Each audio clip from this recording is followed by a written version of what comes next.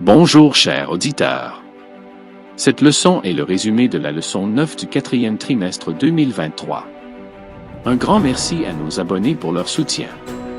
Si c'est la première fois que vous regardez cette chaîne, abonnez-vous et cliquez sur l'icône du pouce levé pour aimer cette vidéo afin d'être averti lorsqu'une nouvelle vidéo est publiée.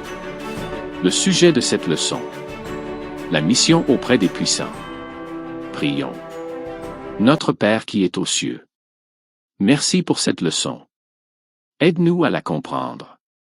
Seigneur, aide-nous à mettre en pratique ce que nous apprenons. Au nom de Jésus, nous te prions. Amen.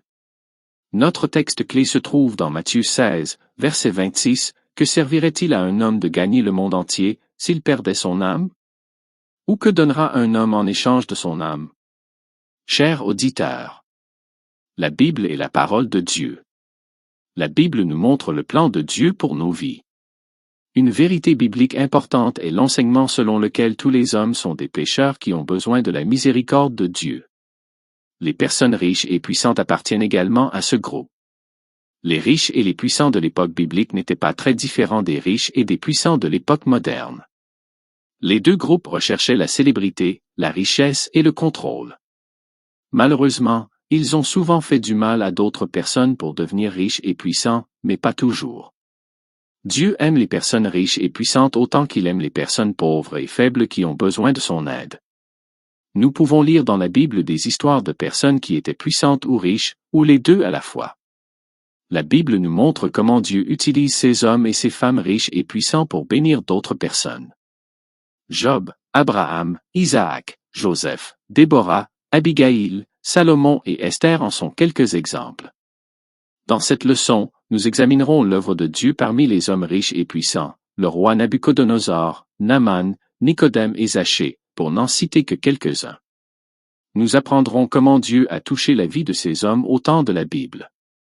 Aujourd'hui, Dieu forme des hommes et des femmes adventistes du 7e jour à partager avec les riches et les puissants la bonne nouvelle de Jésus. Point numéro 1. Nabuchodonosor. Certains chrétiens croient que Jésus est mort pour un groupe spécial de personnes.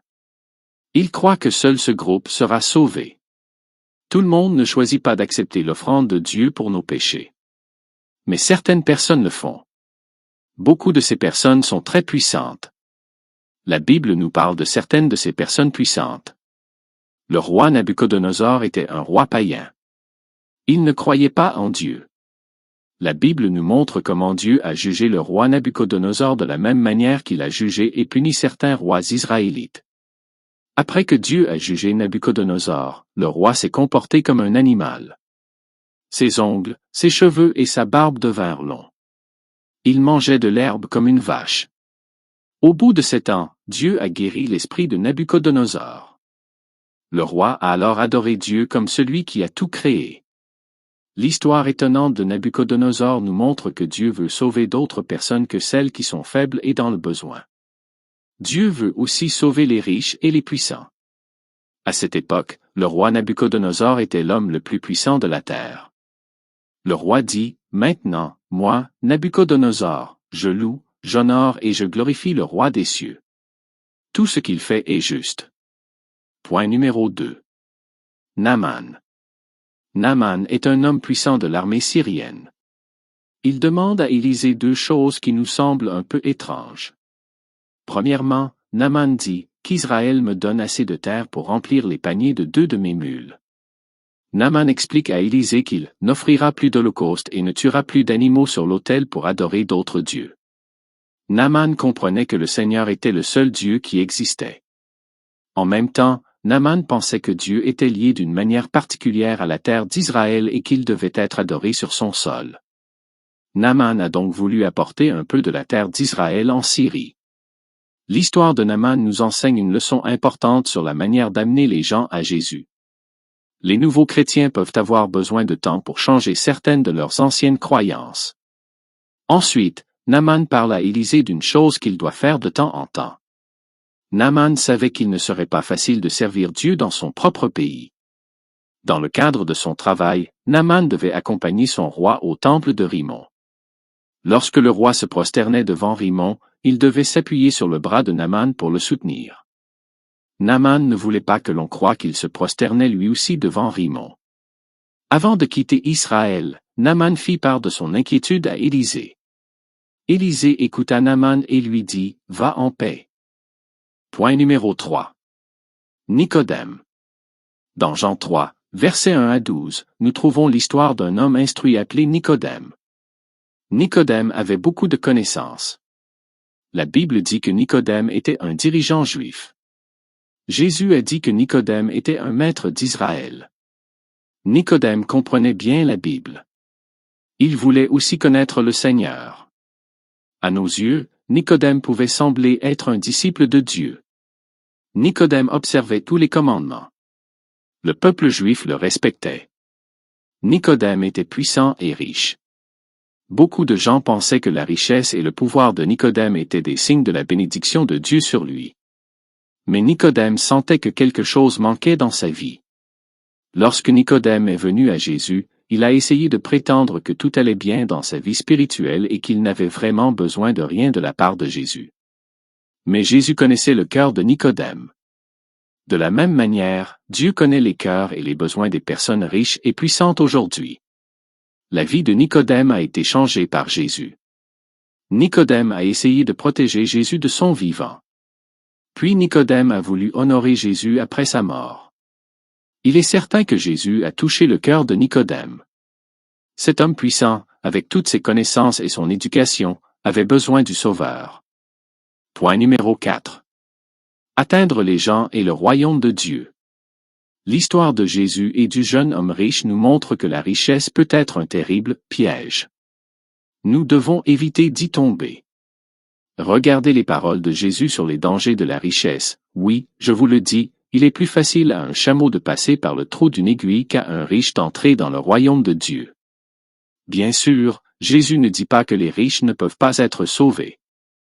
Mais ils doivent veiller à ne pas aimer leur richesse plus qu'ils n'aiment Dieu. À la fin, les riches et les pauvres mourront.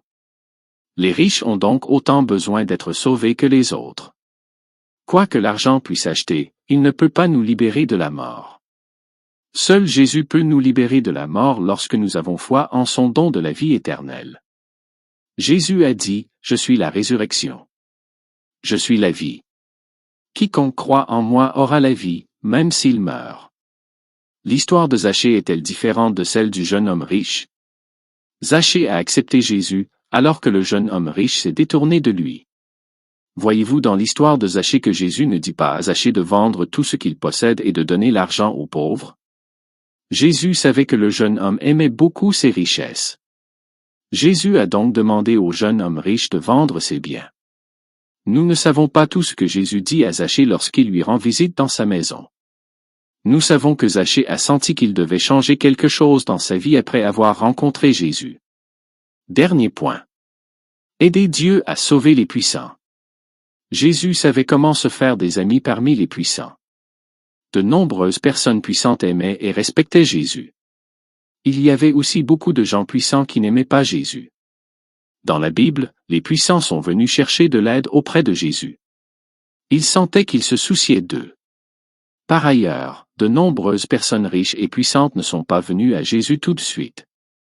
Ils ont attendu d'être sûrs que Jésus était vraiment le Fils de Dieu. C'est ce qui s'est passé avec Nicodème et Joseph d'Arimathie. Dans le livre de Marc, chapitre 15, verset 43, nous trouvons ce texte important. Lisons-le. Joseph d'Arimathie, conseiller distingué, qui attendait lui aussi le royaume de Dieu, arriva. Il osa aller chez Pilate pour demander le corps de Jésus.